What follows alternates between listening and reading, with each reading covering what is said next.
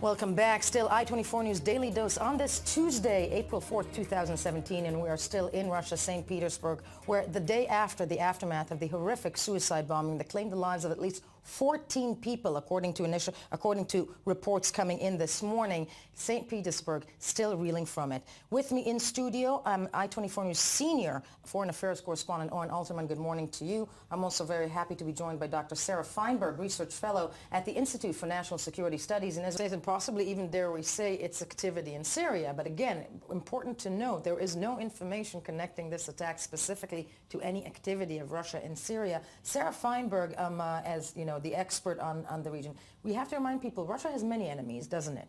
When Kyrgyzstan, if he's from Kyrgyzstan, so what does that mean? You can even leave Syria aside. Syria and Libya are, yes, triggers to the situation, but look at the problem of Islam in Russia.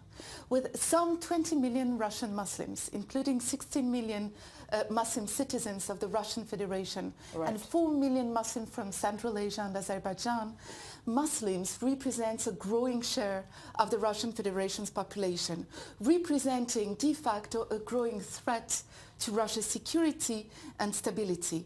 You have over the past years the Salafists and the jihadists taking the upper hand over the traditional advocates of Islam and conquering regions that were so moderate in the past, like the Ural and Volga region of Tatarstan and Bashkortostan.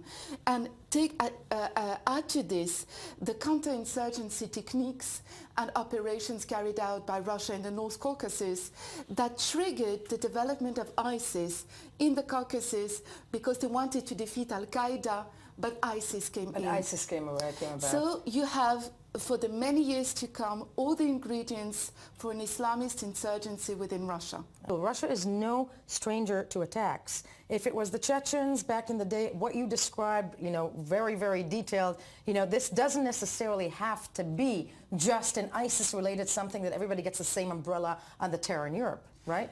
Right. St. Petersburg is a new thing, and St. Petersburg does represent Vladimir Putin. It does represent the power faction of Vladimir Putin. Whether it is a provocation against Putin that takes the cover of an Islamist attack, it could be one possibility. Remember that one of the best ways to destabilize today's Russia is to provoke an Islamist insurgency. Russia is really scared to death by a third Chechen war. Entity war, yeah. So it could be that kind of provocation. You have all kinds of speculation in the Russian social media.